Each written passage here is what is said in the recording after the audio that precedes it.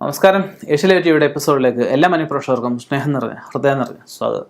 എന്താണ് വിഷയം എന്ന് വെച്ച് കഴിഞ്ഞാൽ, ആഗ്രഹിച്ചതുപോലൊരു വിവാഹബന്ധം നടക്കാൻ എന്തൊക്കെയാണ് ചെയ്യേണ്ടതെന്നാണ് നമ്മുടെ ഒരു സബ്സ്ക്രൈബർ ചോദ്യമായിട്ട് ചോദിച്ചിരിക്കുന്നത്. അപ്പോൾ അദ്ദേഹം ചോദിച്ചപ്പോൾ നമുക്കിതേ ഒരു വിഷയമുള്ള ഒരുപാട് പേരുണ്ട്. അപ്പോൾ അവർക്കും വലിയ പരിഹാരങ്ങളും ചെയ്യാൻ സാധിക്കാത്തവരൊക്കെ ഉണ്ട്.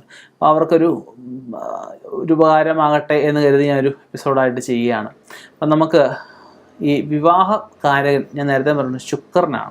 അപ്പം നവഗ്രഹങ്ങളിൽ ശുക്രനെ പ്രീതിപ്പെടുത്തുന്നത്, ശുക്രന് നെയ്വിളക്ക് കത്തിക്കുന്നത്, നിത്യം ഓം ശുക്രായ നമ, ഓം നമോ ഭഗവതേ ശുക്രമൂർത്തയേ നമ, ഓം നമോ ഭഗവതേ നമ ശുക്രമൂർത്തയേ നമ, ഓം ശുക്രായ ഭാനുവേ, ഓം സൂര്യാദി സർവഗ്രഹേഭ്യോ നമ, ഇങ്ങനെയൊക്കെയുള്ള മന്ത്രങ്ങളൊക്കെ നിത്യം ജപിക്കുന്നത് ഏറ്റവും ശ്രേഷ്ഠമാണ്. പിന്നെ ജാതകത്തിൽ നമ്മൾ ഒന്ന് ചിന്തിച്ചിട്ട്, ജാതകത്തിൽ ശുക്രൻ നിൽക്കുന്ന സ്ഥാനം, ശുക്രൻ്റെ സ്വക്ഷേത്രം ചേടവൻ രാശിയും തുലാൻ രാശിയൊക്കെയാണ്. അപ്പം ശുക്രൻ നിൽക്കുന്ന സ്ഥാനം, ശുക്രൻ എവിടെ അംശയിച്ചിരിക്കുന്നു, ശുക്രൻ ആരോട് യോഗം ചെയ്ത് നിൽക്കുന്നു, ശുക്രൻ്റെ കേന്ദ്രത്തിൽ ആരൊക്കെയാണ്, പിന്നെ ലഗ്നാല ചന്ദ്രാല ശുക്രാലൊക്കെ 7-8 ഭാവം, ഇപ്പം പാപവിഷയങ്ങൾ, മുജ്ജന്മദോഷങ്ങൾ, അപ്പം അങ്ങനെയുള്ള പല കാര്യങ്ങൾ നമ്മൾ ചിന്തിച്ചിട്ട് ഈ എന്തെങ്കിലും വിവാഹ തടസ്സം ഉണ്ടെങ്കിൽ അതിന് പരിഹാരം ചെയ്ത ശേഷം മാത്രമേ വിവാഹം നമ്മൾ നടത്താവൂ.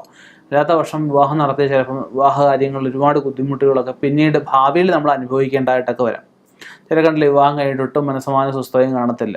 രണ്ടുപേർക്കും ഈ പറഞ്ഞ വിവാഹ ജീവിതത്തിൽ താല്പര്യങ്ങൾ, പിന്നെ കുഞ്ഞൊക്കെ ആയി കാണുമ്പോൾ കുഞ്ഞിനെയൊക്കെ മുൻനിർത്തി അഡ്ജസ്റ്റ് ചെയ്ത് ജീവിച്ച് പോകുന്നുള്ളതേ ഉള്ളൂ. അങ്ങനെയൊക്കെയുള്ള ജീവിതമൊന്നും ഒരു ജീവിതമല്ല. അപ്പം നമുക്ക് ആഗ്രഹിച്ചതുപോലെ നമ്മുടെ സൗന്ദര്യ സങ്കല്പങ്ങൾക്കൊത്ത, അല്ലെ നമ്മുടെ യോഗ്യതയ്ക്കനുസരിച്ചുള്ള, നമ്മുടെ കുടുംബ മഹിമയ്ക്ക്, അല്ലെ നമ്മുടെ തൊഴിലിന്, നമ്മുടെ വിദ്യാഭ്യാസത്തിന്, നമ്മുടെ സാഹചര്യങ്ങൾക്ക് അനുസരിച്ചുള്ള നല്ലൊരു കുട്ടിയെ നമുക്ക് വിവാഹം കഴിക്കാൻ പറ്റണം. അല്ലെ നല്ലൊരു പങ്കാളി നമുക്ക് വന്നു ചേരണം. നമ്മുടെ വീട്ടുകാരെ അംഗീകരിക്കുന്ന ഒരാളായിരിക്കണം, നമ്മളെ അംഗീകരിക്കുന്നതായിരിക്കണം, നമ്മുടെ ന്യായമായ ആവശ്യങ്ങൾ സാധിച്ചു തരുന്ന ഒരാളായിരിക്കണം. അപ്പോൾ അത് സ്ത്രീക്ക് പുരുഷനായാലും പുരുഷന് സ്ത്രീ ആയാലും, അതായത് ഒരാളുടെ വ്യക്തി ജീവിതത്തിൽ മിക്കവരുടെ ഉയർച്ച വിവാഹശേഷമാണ് കണ്ടിരിക്കുന്നത്. അതായത് നമുക്ക് ശിവനും ശക്തിയും ചേർന്നെങ്കിലേ ആ ഒരു പൂർണ്ണതയാവുള്ളൂ എന്ന് പറയുന്ന പോലെ, നമുക്കൊരാൾക്ക്, ഇപ്പോൾ സ്ത്രീക്കാണെങ്കിൽ പുരുഷൻ അവരുടെ ജീവിതത്തിൽ വരണം, അല്ലെ പുരുഷനാണെങ്കിൽ സ്ത്രീ വന്നെങ്കിൽ അവർക്കൊരു പൂർണ്ണതയാവുള്ളൂ. ആ പൂർണ്ണതയിലൂടെ ജീവിച്ചെങ്കിലേ അവരുടെ ജീവിതം ഒരു ജീവിതം ആവുള്ളൂ. ഇപ്പോൾ ഒരാളുടെ ജീവിതത്തിൽ ഒരുപാട് കാര്യങ്ങൾ പറഞ്ഞിട്ടുണ്ട്, അല്ലേ? ബാല്യം പറഞ്ഞിട്ടുണ്ട്, കൗമാരം പറഞ്ഞിട്ടുണ്ട്, യൗവനം പറഞ്ഞിട്ടുണ്ട്, അല്ലേ? നമുക്ക് ഗൃഹസ്ഥാശ്രമം പറഞ്ഞിട്ടുണ്ട്, വാനപ്രസ്ഥമുണ്ട്, സന്യാസമുണ്ട്, അങ്ങനെ ഒരുപാട് കാര്യങ്ങൾ പറഞ്ഞിട്ടുണ്ട്.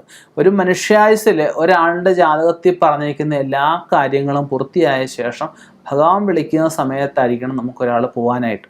അപ്പം അതിൽ പ്രധാനമാണ് നമ്മൾ ഈ പറഞ്ഞ വിവാഹ ജീവിതം എന്ന് വെച്ച് കഴിഞ്ഞാൽ.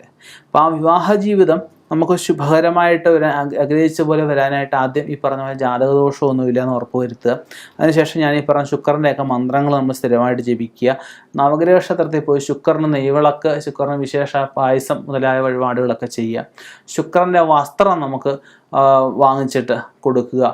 അതുപോലെ തന്നെ നമുക്ക് വീട്ടിൽ വെച്ച് സാധിക്കുമെങ്കിൽ രാഹുത്തിനും ശുക്രനും പത്മമിട്ട് പൂജ നടത്തുന്നത് നന്നായിരിക്കും. ഓരോരുത്തരുടെ സാമ്പത്തിക പോലെ, ഇല്ലെങ്കിൽ ക്ഷേത്രത്തിലായാലും ചെയ്താൽ മതി. അതുപോലെ തന്നെ ശിവനെയും പാർവതിയെയും, ലക്ഷ്മിയെയും വിഷ്ണുവിനെയും, സിദ്ധി വിനായകനെ, അതുപോലെ ഇല്ലിയും വള്ളി സമേതനായിട്ടുള്ള മുരുകനെ, അതുപോലെ നമുക്ക് ഗണപതി, അപ്പം അങ്ങനെയുള്ള ഭാര്യാസമേതനായിട്ടുള്ള മൂർത്തികളെ കൂടുതലായിട്ടും ദർശനം നടത്തുന്നത്, കൂടുതലായിട്ടും വഴിപാടുകൾ ചെയ്യുന്നത്, ധർമ്മദേവതയെ പ്രസാദിപ്പിക്കുന്നത്, ഇതൊക്കെ നല്ലൊരു വിവാഹം നടക്കാൻ സഹായിക്കും.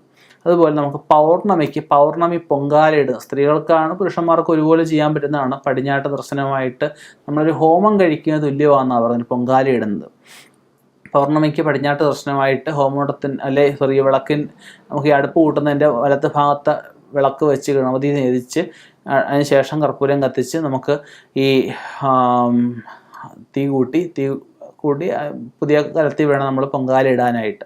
ദുർഗാഭഗവതി സങ്കല്പത്തിലാണ് നമുക്ക് സ്വയംവര ദുർഗയായിട്ട് സങ്കല്പിച്ച് വേണം നമ്മൾ പൊങ്കാല ഇടാനായിട്ട്. നമുക്ക് നല്ല ഒരു വിവാഹബന്ധം വരാൻ സഹായിക്കും. 7 പ്രാവശ്യം 7 പൊങ്കാല ഇടുക. ഇപ്പം ജാതകത്തിൽ ഇപ്പം നല്ല സമയമാണ്. ഉദാഹരണം ശുക്രദശയിൽ ശുക്രാപഹാരം, ശുക്രദശ ചന്ദ്രാപഹാരം, അല്ലെങ്കിൽ വ്യാഴദശയിൽ ശുക്രാപഹാരം, ചന്ദ്രാപഹാരം. അപ്പം അങ്ങനെയുള്ള നമുക്ക് ജാതകത്തിൽ ദശയോ അപഹാരം ഏതെങ്കിലും ഒന്ന് ഗുണകരമായിട്ട് നിന്നെങ്കിലേ നമുക്ക് വിവാഹത്തിന് ശ്രമിക്കാവൂ എന്ന് പറയും. നമുക്ക് ഒരു ജ്യോത്സ്യനെ കണ്ട് ഈ പറഞ്ഞ നമുക്ക് ജാതകത്തിൽ ദശയാപഹാരം ഗുണകരമാണോ, ഇപ്പോൾ വിവാഹത്തിന് ശ്രമിച്ചാൽ നടക്കുമെന്നൊക്കെ നോക്കിയിട്ട് വേണം ഞാൻ ഈ പറഞ്ഞ പോലെ 7 പൊങ്കാലയൊക്കെ ഇടാനായിട്ട്.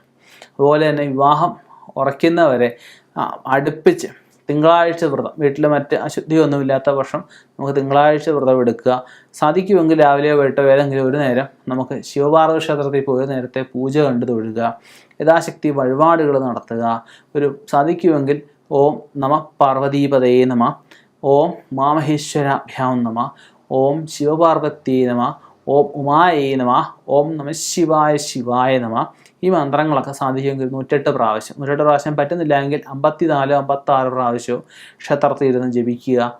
ഇതൊക്കെ ചെയ്യുന്നതോടെ നമുക്ക് വർഷത്തിൽ അവൻ്റെ പിറന്നാൾ വരുമ്പോൾ മഹാദേവന് നീലയോ കറുപ്പോ വെള്ളയോ 1 മീറ്റർ പട്ട്, കുവളമാല, ഭഗവാന് സാധിക്കുമെങ്കിൽ ചെറിയൊരു സ്വർണ്ണ ചന്ദ്രക്കല സമർപ്പിച്ച് ഭഗവാന് കൊടുമ്പായസം, അതുപോലെ പൽപ്പായസം, വെള്ള നിവേദ്യം, ജലധാര, പിൻവിളക്ക് മുതലായ വഴിപാടും, ഭഗവതിക്ക് സെറ്റ് സാരിയോ അല്ലെ സെറ്റും മുണ്ടോ ഒന്നും പറ്റുന്നില്ല എങ്കിൽ വെളുത്ത ഒരു 3 മീറ്റർ പട്ടോ ഭഗവതിക്ക് സമർപ്പിച്ച് മുല്ലപ്പൂമാല സമർപ്പിക്കാം, ചെറിയൊരു താഴെ സമർപ്പിക്കാം, മഞ്ഞൾപ്പറ ഭഗവതിക്ക് സമർപ്പിക്കാം, അരി കൊണ്ടുള്ള പറ സമർപ്പിക്കാം, അൻപറ സമർപ്പിക്കാം.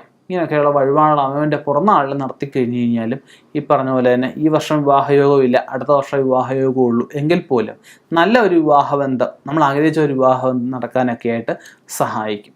അപ്പം ഇങ്ങനെയുള്ള ആഗ്രഹിച്ച ഒരു വിവാഹം നടത്താൻ ഞാൻ ഈ പറഞ്ഞ കാര്യങ്ങളൊക്കെ ഒന്ന് ഫോളോ ചെയ്യുക. അതിനോടൊപ്പം തന്നെ എന്തെങ്കിലും ദോഷങ്ങളുണ്ട് പ്രതിവിധികൾ ചെയ്തുകൊണ്ട് ശ്രമിക്കുക. തീർച്ചയായിട്ടും നമുക്ക് നല്ല ആഗ്രഹിച്ച ഒരു പങ്കാളിയെ കിട്ടട്ടെ എന്ന് പ്രാർത്ഥിക്കുന്നു. നിർത്തുന്നു. നന്ദി, നമസ്കാരം.